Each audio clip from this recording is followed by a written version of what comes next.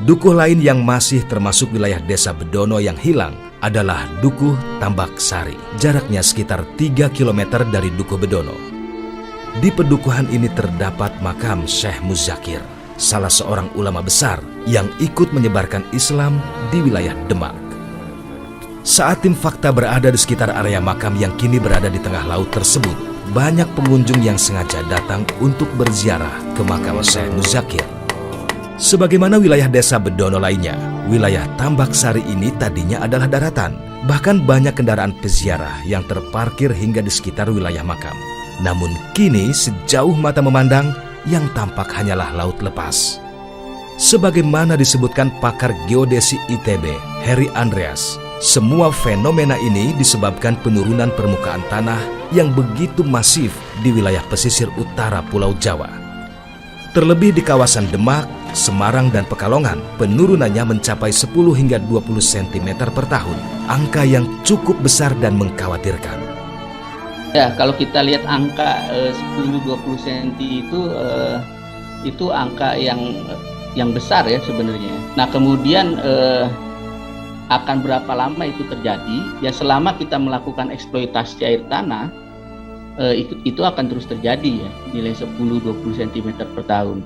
Kalau eksploitasi air tanahnya dikendalikan atau dihentikan, nah itu di banyak tempat juga penurunan tanahnya itu akan melambat ya, bahkan cenderung berhenti.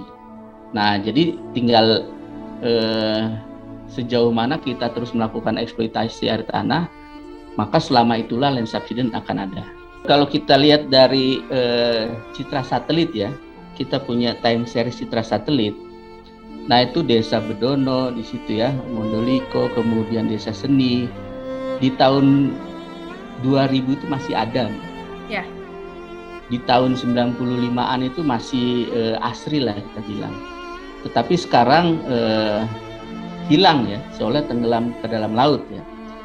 Nah, apakah ke depannya akan tambah desa-desa yang hilang? Nah, kalau kita geser dari Bedono ya ke arah Morosari Kalah Timur gitu ya. Nah, sekarang sudah mulai ada desa-desa yang mulai tergenang gitu ya. Dan lama-lama itu ya bisa sama nasibnya. Malam menjelang saat tim Fakta kembali ke Dukuh Bedono, Desa Bedono. Perahu bersandar di belakang rumah Adi yang sejak siang menakodai perahu kelotok tim Fakta. Saat itu kami mengetahui bahwa sebagian rumah Adi yang tinggal bersama Rosimah, neneknya, juga terendam air laut. Dulu masuk rumah nggak airnya, Bu? Air lautnya waktu Bu Rosimah. Dulu kan dari kecil di sini ya, Bu Rosimah ya? Nggih. Dulu air lautnya masuk nggak ke rumah? Masuk, lah niki jeblok sedaya masuk. Gara-gara kemarin itu ya, Bu Rosimah ya? Terus gimana, Bu? Kan nggak enak, nggak nyaman. Nggih ngeten niki, Bu. Nggih. Panjenengan anu napa toh jenengan? Mau lihat rumahnya Bu Rosimah. Nggih. Kan kemarin habis kena banjirop ya, Bu Rosimah ya? Nggih, sedaya rob sedaya. Lah niki griyane jeblok. Ibu nggak sedaya. ngungsi? Lah ngungsi ten pundi wong kan derek larene mawon mboten purun. Kula lan griyane sinten sing nganggoni mangke kok derek lare. Jadi ndak mboten semerap ora. Jadi di sini aja ya, Bu ya. Jaga rumah ya, Bu. Nggih. Nggih, omahe man-man to Bu nek tinggal kesah. Nggih, larene tebi-tebi. Oh, Larene kula kathah. kalau disuruh pindah mau Bu Rosimah? Pindah pundi? Ya nggih pindah nek purun pindah ini larene. Dibeto larene tapi kula mboten purun. Tetap maunya jaga rumah. Lagi lah omahe kok mboten iman-iman to Bu wong entuk endam rekoso niku. Ya nggih. Dapat bantuan nggak Bu Rosimah? Mboten nantuk. Puas iki mboten nantuk. Nggak dapet. Kok bisa nggak dapat Bu Rosimah? Nah, ndek nika antuk terus sorene bapake mboten enten. Mboten separing. Mboten paring iki mboten napa-napa. Nggak dikasih juga nggak apa-apa ya Bu Rosimah ya. Nggih, wong nggih. Mangke larene nggih do nyukani ngoten. Kula pendiriane Anak-anaknya masih ngasih ya Bu Rosimah. Gambar ini adalah suasana pada Senin sore 23 Mei 2022. Hampir sebagian pantai pesisir utara Jawa, khususnya daerah Pekalongan, terkena dampak tumpahan air laut. Kencangnya angin dan gelombang air laut membuat tanggul penahan air laut yang terdapat di pesisir pantai utara Pekalongan ini tak cukup kuat menahan hempasan air laut yang turun ke darat. Hampir semua tempat yang berada di pesisir pantai ini menjadi hancur akibat gelombang air laut yang begitu tinggi. Kejadian Senin sore itu ternyata begitu meninggalkan duka yang mendalam bagi warga Kelurahan Tirto, Pekalongan, Jawa Tengah. Bagaimana tidak, suasana sore yang biasanya dinikmati warga untuk bercengkrama bersama warga lainnya, namun kali ini mereka harus menghadapi kenyataan yang lain. Jebolnya tanggul Sungai Meduri sangat mengagetkan Rifki. Rifki yang sore itu berada di dalam rumahnya harus menelan kesedihan yang mendalam akibat rumahnya dihantam banjir rob yang disebabkan jebolnya tanggul sungai. Tanggul sungai yang persis berada di depan rumahnya ternyata tak cukup kuat menahan debit air yang begitu tinggi sore itu. Tak tahu harus berbuat apa. Mungkin inilah yang dirasakan Rifki bersama dua orang saudaranya ketika harus menghadapi tamu yang tak diundang memasuki rumahnya.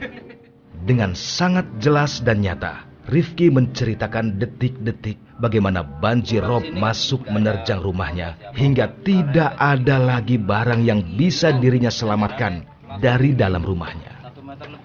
Awal-awal sih ya kayak apa, rubuh itu sih, bunyi bangunan rubuh, brak gitu.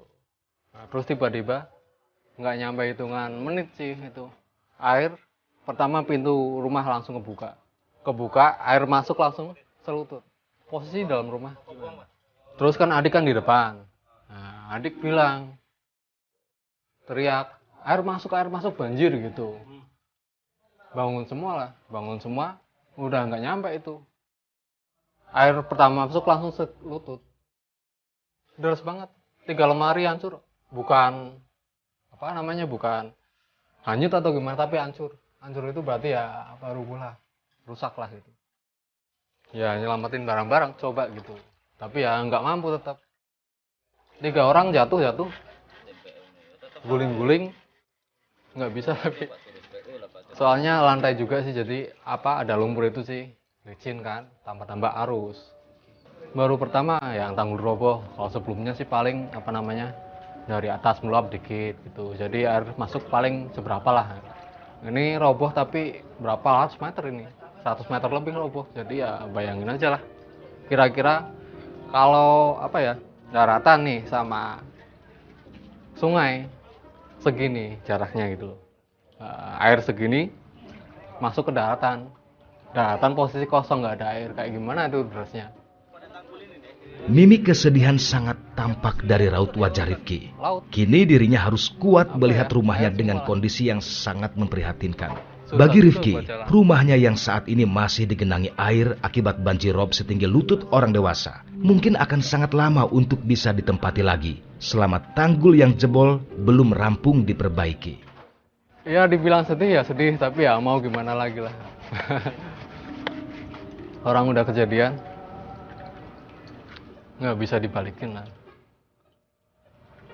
Tuh lihat baju-baju pun cuma ini, baju ganti pun ngandalkan pengungsian. Makan pun ya sementara sih ini belum bisa nyari sendiri, terus terang, soalnya transport buat kerja hilang semua, hancur semua, nggak bisa jalan. Kalau misal ada uang sih gitu, ibaratnya orang punya lah gitu, udah pindah ini lah. Soalnya buat kedepannya itu nggak mungkin. Ini pasti suatu saat, kalaupun udah jadi pasti ada rembesan lagi, masuk lagi. Rumah mau ditinggiin seberapa, percuma juga, jalan pasti kegenang air. Jadi ya solusinya pindah, sebenarnya gitu. Aman. Itu sudah impiannya Mas Rizky ya? Udah impian. Pindah dari sini, iya. Menghindari hal-hal seperti ini Mas. Iya. Ternyata kisah pilu jebolnya Sungai Meduri tidak hanya dirasakan Rifki. Casuti, wanita tua ini pun harus merasakan kesedihan yang mendalam ketika banjir rob menerjang lingkungan rumahnya. Waktu kejadian Ibu di mana? Ibu di warung, yang di rumah Bapak. Waktu itu Bapak masih mau sholat asar. habis ambil air wudhu langsung air datang, dia ketakutan airnya tinggi segini, lawang jebol, air masuk langsung masuk ke rumah itu nyetok, airnya nyetok bapak segini. Bapak ya diam aja di rumah, benar-benar itu barang-barang yang di bawah enggak ke saya, itu beras saja itu beras pada kelem.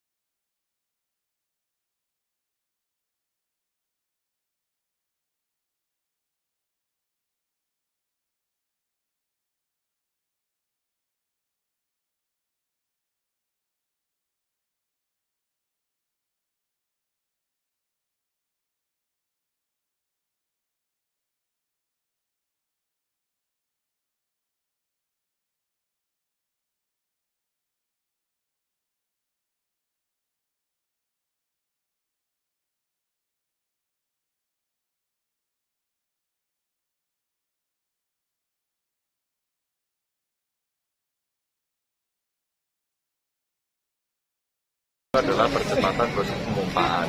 Maka kalau yang di Semarang kemarin saya minta adanya patroli pada bagian-bagian tanggul yang potensial jebol. Nah nanti di Pekalongan juga kita minta bantuan. Kalau nanti dari Polri dan Bupati. Nah segera yang tinggal daruratnya diselesaikan, dan tanggul jebol yang sudah selesai. Hanya kemarin pada saat saya melihat data dari BMKG, itu nanti ada di bulan Juni juga Juli. Maka tadi malam saya kontak dengan Pelindo Mama yang di Semarang ya, untuk segera dilakukan tindakan. Dan minggu depan akan dilakukan tindakan. Maka minggu depan mau tak tongkrongin. Karena ternyata memang kita mesti mengkonsolidasikan seluruh kekuatan pada tingkat kewenangan mana mereka harus memimpin, menjadi leadernya, yang lain menjadi followernya.